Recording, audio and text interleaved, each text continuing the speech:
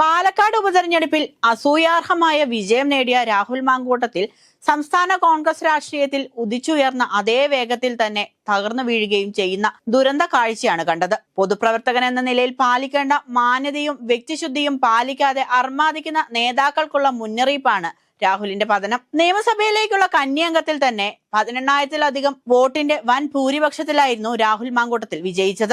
ആകെ 52,000-ലധികം വോട്ടുകളാണ് രാഹുൽ നേടിയത്. പോൾ ചെയ്തതിന്റെ 42.27% വോട്ട് നേടി വലിയ ജനപിന്തുണ ആർജിക്കാനും കഴിഞ്ഞു. ഇത്തരമൊരു ഗ്ലാമർ പരിവേഷത്തിലാണ് 2024 ഡിസംബർ 4-ന് MLA ആയി സത്യപ്രതിജ്ഞ ചെയ്തത്. ഒരു വർഷം തികയുന്ന ദിവസം തന്നെ പാർട്ടിയിൽ നിന്ന് പുറത്താവുകയും അപമാനത്തിന്റെ പടുകുഴിയിലേക്ക് വീഴുകയും ചെയ്തു. കഴിഞ്ഞ ഓഗസ്റ്റിലാണ് ഇയാളുടെ അബദ്ധസഞ്ചാര കഥകളുടെ വിവരങ്ങൾ പുറത്തുവരുന്നത്. വ്യഭിചാര കഥകൾ അന്തരീക്ഷത്തിൽ പ്രചരിച്ച ഘട്ടത്തിൽ തന്നെ VD സതീശൻ മുൻകൈയെടുത്ത് ഇയാളെ പാർലമെന്ററി പാർട്ടിയിൽ നിന്നും കോൺഗ്രസിന്റെ പ്രാഥമിക അംഗത്വത്തിൽ നിന്നും സസ്പെൻഡ് ചെയ്തു. പക്ഷെ അപ്പോഴും അയാളെ പിന്തുണയ്ക്കാൻ കോൺഗ്രസിലെ ഒരു സംഘം തയ്യാറായതും പാർട്ടിക്ക് നാണക്കേടായി.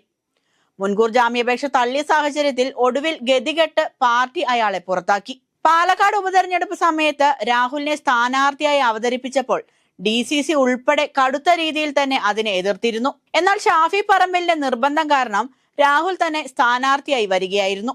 ഏതായാലും ഇപ്പോഴത്തെ വിവാദങ്ങൾ പാലക്കാട് മണ്ഡലത്തിൽ കോൺഗ്രസിനെ വല്ലാതെ ബാധിക്കുമെന്നത് ഉറപ്പാണ്. അല്ലെങ്കിൽ തന്നെ പാലക്കാട് നഗരസഭാ ഭരണം BJP ആണ്.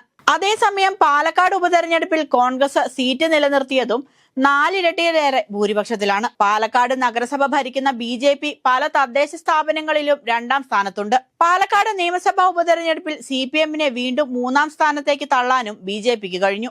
BJP സംസ്ഥാനത്ത് ആദ്യമായി അധികാരത്തിലെത്തിയ പാലക്കാട് നഗരസഭയിൽ സമാനതകളില്ലാത്ത വികസന പ്രവർത്തനങ്ങളാണ് നടത്തിയത്. അതിനാൽ തന്നെ ഇതിന്റെ തുടർച്ചയ്ക്ക് ഹാട്രിക് വിജയമാണ് BJPയുടെ ലക്ഷ്യം. 52 വാർഡുകളാണ് ഉള്ളതെങ്കിൽ ഇത്തവണ വിഭജനത്തെ തുടർന്ന് 53 മുഴുവൻ വാർഡുകളിലും സ്ഥാനാർത്ഥിയെ നിർത്തിക്കൊണ്ടാണ് NDA അധികാര തുടർച്ചയ്ക്കുള്ള പോരാട്ടവുമായി രംഗത്തുള്ളത്. 2020-ൽ 50 വാർഡുകളിൽ മാത്രമാണ് BJP ഭരിച്ചതെങ്കിൽ ഇത്തവണ മുഴുവൻ വാർഡുകളിലും NDA സ്ഥാനാർത്ഥികൾ മത്സര രംഗത്തുണ്ട്.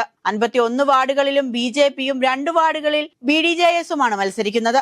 മുൻ കൗൺസിലർമാരും നിലവിലെ കൗൺസിലർമാരും ബിരുദാനന്തരധാരികൾ, അധ്യാപകർ, പ്രൊഫസർമാർ, ഡോക്ടറേറ്റ് നേടിയവർ, വ്യാപാരികൾ, പൗരപ്രമുഖർ എന്നിവരാണ് പൊതുസമൂഹത്തിന്റെ പരിച്ഛേദമായി മത്സര രംഗത്തുള്ളത്. നിലവിലെ BJP ജില്ലാ പ്രസിഡന്റ് പ്രശാന്ത് ശിവൻ നഗരസഭാ ചെയർമാൻ സ്ഥാനാർത്ഥിയാകുമെന്ന തരത്തിലുള്ള അഭ്യൂഹങ്ങൾ ഉയർന്നുവെങ്കിലും പിന്നീട് മറ്റൊരു ലക്ഷ്യം മുന്നിൽ കണ്ട് BJP പിന്നോട്ട് പോവുകയായിരുന്നു. BJPയുടെ മനസ്സിലിരിപ്പ് പ്രശാന്ത് ശിവനെ ഉയർത്തിക്കാട്ടി വരുന്ന നിയമസഭാ തെരഞ്ഞെടുപ്പിൽ പാലക്കാട് പിടിച്ചെടുക്കുക എന്നതാണ്. സമരങ്ങളും പ്രതിഷേധങ്ങളും രാഷ്ട്രീയ പരിപാടികളും ഒക്കെയായി പാലക്കാട് മണ്ഡലത്തിൽ സുപരിചിതനാണ് പ്രശാന്ത് ശിവൻ.